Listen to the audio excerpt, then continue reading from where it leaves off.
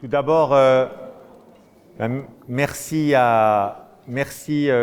au musée Léger et au musée des Alpes-Maritimes de nous avoir accueillis, à toutes les équipes, soit les équipes de sécurité, les équipes de direction, les équipes de communication, les équipes d'entretien, qui ont fait en sorte que l'on puisse réaliser un peu cette prouesse. Alors c'est une vraie prouesse parce qu'on s'est déplacé quand même dans 3 musées en 2 jours. On est allé à Nice, alors rien que ça c'est une véritable prouesse. En fait, on a tenu à peu près les temps, les timings, alors que c'était pas gagné au départ. Je pense que toutes les prestations étaient faites et ont permis de s'exprimer à tout le monde et dans des excellentes conditions, parfois même exceptionnelles. Moi, je sais qu'avec Jean-Marc, chaque fois qu'on est à Chagall, on ne peut pas parler sans regarder les vitraux qui nous attirent l'œil. C'est absolument exceptionnel. Rien que ça, ça valait. Et puis, je crois que l'ambiance était assez exceptionnelle. Merci aux chercheurs de nous avoir suivis dans cette expérience. Je sais que pour beaucoup, c'était pas facile. Je regarde Audrey parce que les sociologues n'ont pas l'habitude de faire des choses un peu en dehors de bien cadrer méthodologiquement et ils sont sortis de leur zone de confort. Et ça, c'est typiquement la recherche. Pour moi, je pense qu'on ne fait pas de recherche, on ne prend pas de risques. Et je crois que là, il y a eu beaucoup de chercheurs qui ont pris des risques. Qui ont pris des risques de collaborer, qui ont pris des risques de s'essayer à des collaborations, des liens qui n'étaient pas évidents au départ. Et ça, le résultat, il me semble, en vaut la peine. On discutait avec Anne et elle disait que je trouvais que c'était vraiment intéressant, qu'il s'était passé quelque chose et j'espère que ça va se conclure on ira encore plus loin dans notre diffusion de la culture scientifique et des résultats. Alors, on va tenter un truc, voilà. J'ai fait une conclusion en 12 points. Je voulais tout faire sur une feuille, j'ai pas réussi. Donc je vous la montre quand même pour la caméra. C'est une œuvre d'art circulaire. Circulaire. Avec Chronos et Lion qui se font compétition. Voilà. Et l'hétérotopie au milieu. Voilà. Bon. Donc, il y a 12 points. Une petite intro, qui est le premier point. C'est le point 0 en fait. Il y a 12 points. Dont le point 0. Et le point 0, il est en 2 temps, en fait. Ce point 0 d'introduction, et tu vas pouvoir amener des choses, c'est peut-être 2 éléments qui sont ressortis, me semble-t-il, de toutes les communications, de toutes les approches, de toutes les réflexions, de toutes les réactions des collègues, puisque globalement, Léger est un peintre plasticien qui remet les activités corporelles et dont le sport, alors ça on pourrait en discuter, à leur place, en rappelant que leur caractère essentiel est à partir au moins du cœur de la vie. Et c'est-à-dire qu'en fait que le cœur de la vie, c'est l'élément central le caractère essentiel, c'est la vie, et le mouvement, c'est la vie. Et donc peut-être qu'un élément, alors on peut dire que l'élément du sport ou des pratiques corporelles, c'est la vie. Donc ça c'est le premier point, je ne sais pas si tu as envie. On fait à 2 voix encore ou pas? Oui, on fait à 2 voix. Non, je t'en prie. Non, pas. Le deuxième, c'est les divergences et les différences. On a vu qu'il y avait une diversité énorme, diversité des danses, une diversité des cyclismes, pôle de cyclisme, etc. On a vu qu'il y avait différentes pratiques aquatiques, plongeon, natation par exemple. On pourrait aller beaucoup plus loin sur ces aspects-là, jeux, etc. Il y avait divers cirques. Je regarde Pauline et puis Magali, divers cirques, différentes formes, différents numéros. Je crois que cet élément-là me paraît intéressant en conclusion, avec des acrobates, des jongleurs, donc différents types d'artistes qui sont là. Cette diversité est un élément qui me paraît une continuité dans l'œuvre et les communications qui ont eu lieu. Alors, le premier point, qui, à mon avis, je pense que vous allez être d'accord, je l'appelais motilité et allégorie de la modernité. C'est-à-dire que la motilité, la mobilité, ce serait l'allégorie de la modernité. C'est l'idée centrale, Jean-Marc Lemonnier l'a parfaitement montré. Le corps est en mouvement pour Léger. Il est une mise en scène de la modernité, un reflet de la vie moderne, des activités physiques, comme si c'était un élément, un parangon, un versant de ce registre-là. Je sais pas si j'ai, par rapport aux historiens de l'art, ça va.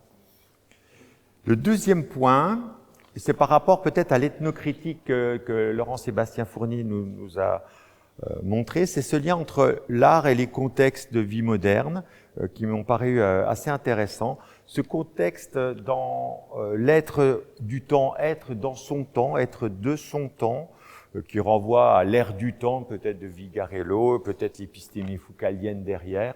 Je regarde Jean-François par rapport à ces aspects-là. L'homme comme étrange figure du savoir, peut-être que c'est cela, ce serait peut-être à creuser. Et le mouvement pourrait être un élément de cette figure de l'homme, je ne sais pas ce que vous en pensez, mais qui pourrait être une piste, qui pourrait permettre ce lien qu'il y a entre l'art et la manière, à travers l'art, de restituer des connaissances et des savoirs.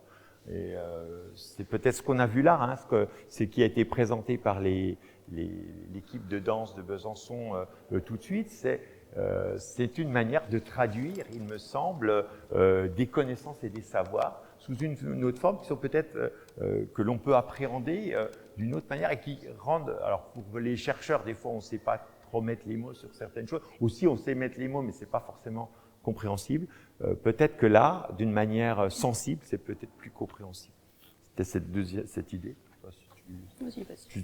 Non, j'écoute, je me nourris. Oh. Le troisième point, ça renvoie plutôt aux travaux de Maëlys, Pauline et puis Magali sur les traces circulaires, j'ai appelé ça comme ça, les traces circulaires des cirques de Léger. Pourquoi? Parce que j'ai l'impression qu'en fait on a bien vu que derrière ces traces et derrière le cirque, cette piste, c'était un retour à l'enfance, à ces imaginaires et le corps des circassiens et les cercles en action et le cirque en action étaient liés à ces renvois au temps, à l'espace, et on va y revenir avec Thomas notamment sur Hanovre et cet aspect. Donc peut-être que c'est une manière, il me semble, de questionner peut-être les limites. Alors peut-être limite et se dire que c'est une manière de résoudre les angoisses sociales. C'est-à-dire aller au cirque, c'est revenir à la jeunesse, c'est revenir à la vie. On retrouve cet élément de la mobilité comme un élément de la vie. Et je suis assez d'accord avec l'approche que vous avez menée sur cette idée de trace et de revenir et d'aller jusqu'à même le futur. Aller jusqu'au futur en revenant toujours sans arrêt au voyage de l'enfance et au retour à l'enfance. Regarde Jean-Marc par rapport à ses travaux d'HDR, je pense que ça lui parle. Le quatrième point, ça renvoie à Alex Poyer et à la démonstration du vélo, du cercle. L'idée qu'il n'y a pas de compétition cycliste, et je suis absolument d'accord, elle est exclue. Elle est exclue de la représentation chez Léger. Par contre, ce qui l'intéresse, c'est le cercle en totalité. Et ce cercle en totalité, il est mécanique, il est précis, il est même fou. Poussé à son paroxysme, il nous permet une sorte de transe. Et là encore, on retrouve le cercle. Donc, il y a bien un lien qu'il y a entre la piste de cirque et puis le vélo et cette pratique. Et puis, quand on fait du cyclotourisme, on va dans un endroit et puis on revient. Et on revient sans arrêt, souvent au même endroit. Donc il me semble qu'il y a quelque chose d'assez intéressant. Et depuis les belles cyclistes jusqu'au loisir, Léger présente l'utopie d'un nouveau monde. Et le bloc réservé des corps renvoie peut-être à cet aspect. Et bien sûr, alors là on va aller peut-être un peu plus loin, il met du désordre pour recréer un ordre nouveau. Et en fait, c'est ce que fait Léger. C'est pour ça qu'il montre. Alors, il esquisse le désordre, mais il essaie de remontrer une réorganisation, un réordonnancement. Je ne sais pas si je peux dire ça comme ça, qui nous amène à montrer que c'est un art social direct. C'est un peu ce qu'a montré, il me semble, Alex Poyer, qui nous renvoie à un autre aspect du mouvement, pas seulement le côté mécanique des choses, mais aussi le côté social et politique. Le corps est éminemment politique. Le vélo est politique, pourquoi pas, pourrions-nous dire. Le point 5, j'avance quand même. Le point 5, c'est Sébastien Lafache-Cosnier et puis Emmanuel Auvray qui ont travaillé sur les plongeurs, auxquels on pourrait finalement ajouter, si on réfléchit bien, c'est un peu ce qu'ils ont fait, ils l'ont dit, hein, les gymnastes, les acrobates, les écuyères, pourquoi pas, les baigneurs, et il dit qu'ils sont satellisés. Ils disent que ces artistes, ces athlètes sont satellisés. J'aime bien cette idée de satelliser, hein, par léger, luttant ainsi contre l'effet de pesanteur. Et il me semble que c'est un peu une métaphore. J'aime bien cette idée de métaphore, au sens de Leusien, bien sûr, même si elle s'est critiquée aujourd'hui par les Américains beaucoup, mais ça fait rien. J'aime beaucoup le sens de la métaphore. Et c'est cette idée, il me semble, de la pesanteur, cette lutte contre la pesanteur, ce serait peut-être symboliquement ce mouvement social, ce combat, hein, qu'il y a socialement, et les luttes artistiques et les luttes dans les arts académiques pour lutter contre, eh bien, Léger le voit bien, hein, offrir ces activités, ce loisir aux ouvriers dans cette approche. Il me semble, alors, on peut aller même plus loin, moi je vois, alors, je ne vais pas dévoiler tous les aspects, mais chez les plongeurs, on a me semble-t-il, une provocation. Hein, on en parlait avec Jean-François, quand ces corps se touchent s'enchevêtrent, à cette époque-là, est-ce que c'est possible de le faire? Est-ce qu'on pourrait imaginer le faire aujourd'hui? Peut-être où ça reviendrait, ce serait de nouveau un problème, ces corps qui s'enchevêtrent comme ça. J'ai l'impression que c'est un indice de remise en question, de réorganisation, chaos, hein, on a parlé de désordre, chaos et réenchantement, reconstruction du monde. Je continue avec justement cet aspect de la réorganisation du monde, c'est mon point 6, par rapport à ce que dit Jean-François sur cette mobilité totale, notamment que l'on a vu avec les marottes et les dessins, hein, sur la boxe. Et cette idée, finalement, de ce spectacle de sport, la boxe, alors, c'est pas les boxeurs de compétition qui l'intéressent, peut-être l'idée de la boxe, peut-être simplement ça, et cette idée du passage violence ou brutalisation, hein, on le voit bien, me semble quelque chose d'assez intéressant, qui va jusqu'à la brutalité, qui finalement remet en question, vient. Et c'est peut-être pas anodin, alors il l'a montré plus ou moins, on n'a pas d'éléments de peinture, mais on a les marottes et on a le spectacle des marottes. Est-ce qu'il ne viendrait pas boxer cette élite sociale on a des marottes en mouvement qui boxent, qui sont très mobiles, et puis on a un public figé, et on voit bien cet écart social, cette différence, et l'idée d'aller boxer le public, c'est pas n'importe quel public, c'est ce public plutôt des classes supérieures et qui viendrait provoquer, qui serait une provocation, une remise en question par l'art de ce registre-là. Le 7e point, il est ici. Alors, ça renvoie au travail de Denis, il est là. J'ai beaucoup aimé, je crois que tu as eu beaucoup de remarques sur l'analyse du tableau des loisirs, hein, et la comparaison d'ailleurs. Ils vont le faire et ils vont bientôt l'utiliser comme une présentation dessus. Et je trouve que c'était parlant. L'idée du tableau objet, j'adore cet aspect. Alors, vous connaissez mon amour pour Foucault, on pourrait dire ça comme ça. Et cette idée du tableau-objet inventée par Manet, hein, et on a vraiment cet aspect-là, cette idée d'espace des loisirs, d'horizontalité. On sait bien que ce n'est pas la réalité, on sait bien que ça renvoie à d'autres éléments, et je crois que c'est ça qui apparaît. Hein. Ce tableau, c'est un tableau mémoire, moi j'appelle ça comme ça. Alors, je sais que tout le monde n'est pas d'accord avec cet aspect. On a l'impression que ça bouge pas, on en discutait avec Denis, c'est fixe. Mais non, c'est pas fixe, c'est l'évocation, tout est loisir, tout est mouvement dedans. On a fixé à un moment donné une image, c'est l'image des vacances, cette image des vacances qui ramène tout dedans. Il y a tout le mouvement dedans, le mouvement de ce qu'on trouvait finalement, les promenades, le vélo, les plongeurs, les baigneurs. On a absolument tout dans ce tableau et je crois que c'est l'évocation du mouvement, non pas le mouvement lui-même, Il ne présente pas le mouvement, il évoque tellement le mouvement qu'on a absolument tout dedans et plein on appelle ça les artifices de procédés qui nous permettent de dire qu'il n'y a pas plus en mouvement que le tableau des loisirs, me semble-t-il, et on est à la fin aussi de son œuvre, peut-être, à cet endroit-là.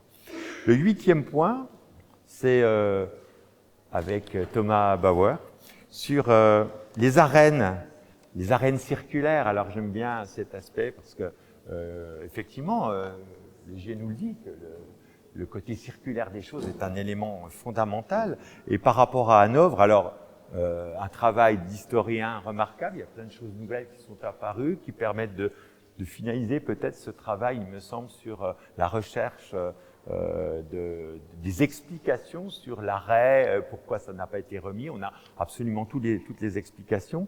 Et moi, j'ai beaucoup aimé, encore un élément, ce lien qui nous renvoie à la question de l'hétérotopie. Les décombres, des décombres ont fait un renouveau, et on a un nouveau départ, de nouvelles architectures, de nouvelles infrastructures, de nouvelles créations artistiques. Et ça, c'est absolument du chaos, on renaît.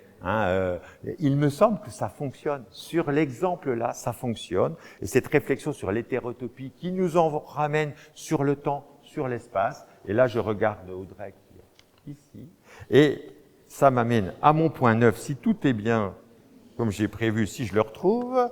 Le point 9, c'est Audrey et Orlane. Aïe, aïe, aïe, aïe, aïe, elles sont où? Elles sont... non, le point... Ah, avant... Attendez... Non, juste avant, presque, avec un petit détour avec Jean-Marc, sur le côté des... Jean-Marc Lemonnier, qui a travaillé donc sur Léger, l'homme de toutes les danses, car le corps est dense et il est ce qui dynamise l'œuvre. En fait, il est le cœur. Alors, c'est peut-être pas le corps, le mouvement des corps, l'évocation du mouvement à travers la danse, peut-être la danseuse qui est l'élément de la métaphore, qui ramènerait ce qui dynamise l'œuvre. Et finalement, en fait, cette danseuse, elle serait l'évocation, en évoquant le mouvement, elle serait la dynamique même de l'œuvre, elle serait le corps même de ce que l'on pourrait envisager. Une œuvre qui va vers le peuple, comme tu l'as dit, et s'en inspire à la fois. Donc on est bien dans un registre aussi, non pas seulement de mobilité physique, émotionnelle, mais aussi sociale et politique, ce qui m'amène à aller ensuite vers Audrey et Orlane, où là vous voyez que là on irait plutôt, c'est le 10e point, sur le mythe du mouvement circulaire. J'ai l'impression qu'on pourrait aborder la notion de mythe du mouvement circulaire.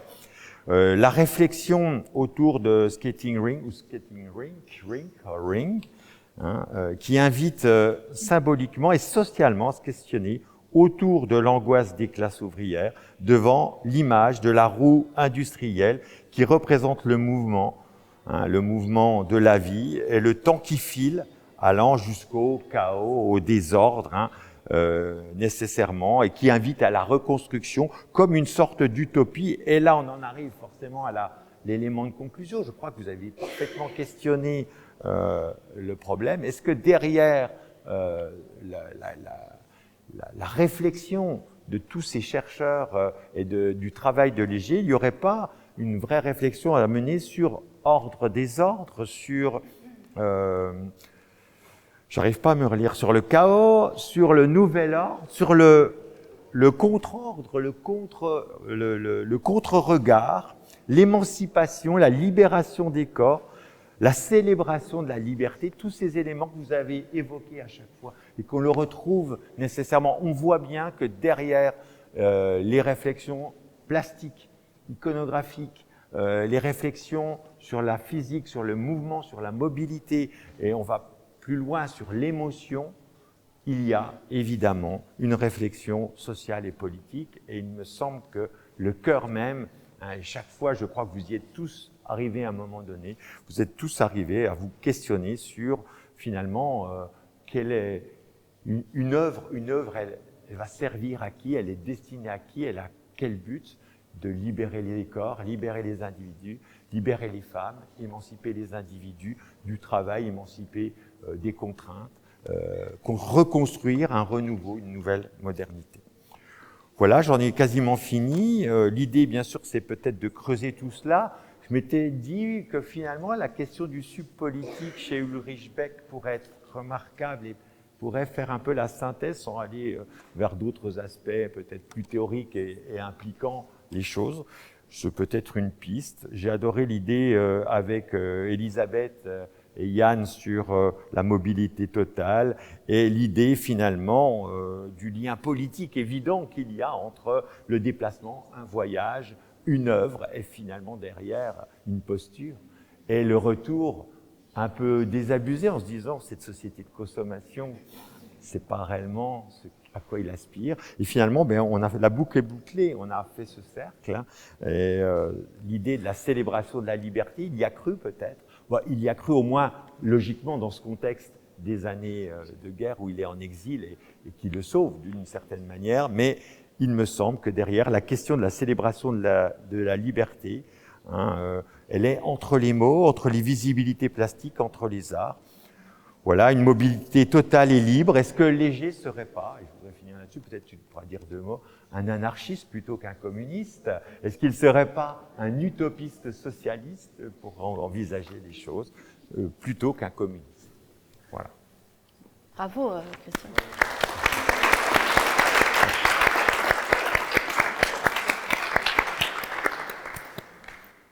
Bon, écoutez, moi je vais juste conclure sur la conclusion en 2 minutes parce que tout le monde est épuisé. Donc ça va être très court, rassurez-vous. Voilà, merci à toutes et à tous pour votre participation. On a vécu 2 journées assez intenses, je pense, hein, toutes et tous, et vraiment très enrichissantes. C'est même assez émouvant pour nous, pour nous qui sommes des spécialistes, on va dire, des connaisseurs de l'œuvre de Léger, de voir qu'on a cette nouvelle approche possible. Cette nouvelle thématique complètement inédite, transversale, qui nous fait voir l'œuvre d'une manière complètement différente, avec une nouvelle lecture possible, une nouvelle interprétation possible des œuvres. Et ça, c'est vraiment pour nous, enfin en tout cas, je parle à titre personnel, une grande joie de voir que des œuvres devant lesquelles je passe tous les jours, je peux les appréhender et les comprendre d'une autre manière. Je voulais juste dire que finalement, on n'a pas questionné le titre de notre colloque, qu'on avait intitulé « Les représentations du corps et du sport dans l'œuvre de Léger », mais finalement, si on réfléchit à ce titre après 2 jours de réflexion et d'échanges intenses, c'est peut-être pas le bon titre, hein, puisque le sport, on l'a pas défini en amont, on l'a pas défini au début de ces 2 journées. Alors, vous qui travaillez dans des UFR STAPS, peut-être que c'est évident pour vous, le sport. Mais il y en a pas. Mais il y en a pas, en fait. Il y en a pas, en tout cas, dans l'œuvre de Léger. Sport au sens, en tout cas, le sport, pour moi, qui suis pas ni sportive, ni spécialiste du sport, induit peut-être une idée de performance ou de compétition, peut-être. En tout cas, dans le grand public, c'est peut-être vécu comme ça. Mais en tout cas, on peut conclure quand même que dans l'œuvre de Léger, il y a assez peu de représentations du sport, finalement. Plutôt des représentations du corps, de la mobilité totale, comme tu l'as dit. Ouais. Il y a des apartés là. Je lance pas la polémique. Non, il n'y a pas de polémique. Non, Jean-François a fait assez de travaux. Ouais. C'est pour ça qu'on n'avait pas besoin de le redéfinir. Il y a assez de travaux. Alors, je sais pas, parce que le cirque est-il un sport, par exemple? On a beaucoup parlé avec Florent. Enfin, on a eu l'occasion avec Florent d'évoquer cette question. Le cirque est-il un sport ou un art ou voilà. Donc, du coup, il y a encore des choses peut-être à dire, à découvrir. Il y a encore beaucoup de choses parce que je pense que le colloque d'aujourd'hui, qui se termine aujourd'hui, est l'aboutissement de ce travail de recherche que Christian a mené pendant 1 an avec vous. Cette équipe pluridisciplinaire qui mélange des compétences, des parcours extrêmement riches et variés et qui trouvent leur aboutissement aujourd'hui. Mais pour moi, c'est quand même le point de départ de quelque chose. Je pense qu'on termine aujourd'hui, mais on commence une nouvelle ère sur Fernand Léger. J'espère que vous aurez envie de continuer peut-être sur cet artiste. Il y aura sûrement des publications à venir. Peut-être un gros projet. Peut-être un gros projet. On aimerait bien peut-être, pourquoi pas, faire une exposition. Enfin bon, on a déjà le projet. Donc c'est le début de quelque chose. Et vous serez conviés. Voilà, on espère que ça va en tout cas aboutir à des échanges et qu'on va continuer à travailler peut-être ensemble sur d'autres d'autres prolongations, des prolongations. Oui, des prolongations. Voilà. Qu'est-ce que je voulais vous dire? Bon, j'avais noté aussi des choses, alors un peu improvisées sur ce qu'on a appris pendant ces 2 jours, parce qu'on a appris beaucoup de choses. On a appris que skating ring, peut-être, c'était pas fait avec des patins à roulettes, mais des chaussons. On a appris tout un tas de choses factuelles qui enrichissent notre perception de l'œuvre de Léger. Et surtout, je trouve qu'on a redonné 2 choses à l'œuvre de Léger.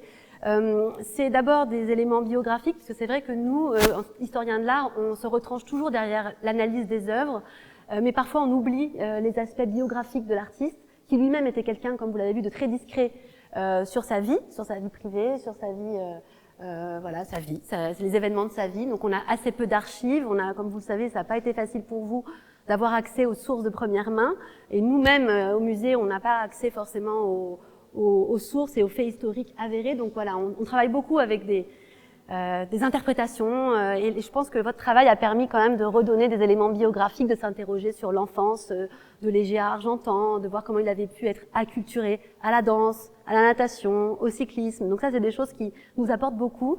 Et puis une autre lecture aussi qui est liée au fait social, ou du moins à l'histoire sociale et politique, puisque c'est pareil, on a tendance à toujours séparer la vie de l'œuvre, les événements historiques auxquels il a pu assister, de sa production plastique, puisque lui-même se défendait de la dimension politique de son œuvre et disait que son œuvre n'était pas inspirée par le fait social et politique. Donc je pense que ça a redonné de l'épaisseur, ces 2 aspects, biographique, social et politique, ça a redonné de l'épaisseur à notre artiste et ça lui a donné une autre manière de s'inscrire dans son époque. Et puis on a aussi ouvert cet après-midi avec la création contemporaine. Il faut signaler l'après-midi qu'on a passé, qui est quand même très riche et qui permet aussi d'ouvrir sur l'actualité, sur notre histoire d'aujourd'hui. Ce qu'on est en train d'écrire aujourd'hui, c'est la vie du musée, c'est l'après Fernand Léger, et c'est comment on fait dialoguer l'histoire, l'œuvre de l'artiste avec le temps présent, avec ce que fait Gaëdig en termes de programmation, et comment on arrive à inscrire l'œuvre dans la création d'aujourd'hui.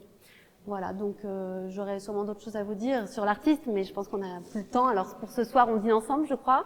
On aura l'occasion, je pense, de rediscuter de tout ça. Et un grand merci vraiment au musée, à l'accueil de tout le monde, toutes les équipes. Oui. Oui. Hein. Alors les remerciements, pardon, oui, je voulais juste dire que ce colloque a réuni de nombreux partenaires, hein, donc bien sûr l'Université de Besançon, le CNRS, le Musée national du sport. Le CNRS, c'est quand même quelque chose d'important pour nous parce que c'est la première fois qu'on participe, les musées nationaux, à ce dispositif, et qu'on a ce partenariat qui est favorisé par le ministère de la Culture, donc partenariat CNRS-ministère de la Culture, qui a permis d'accueillir Christian et de monter ce gros programme de recherche.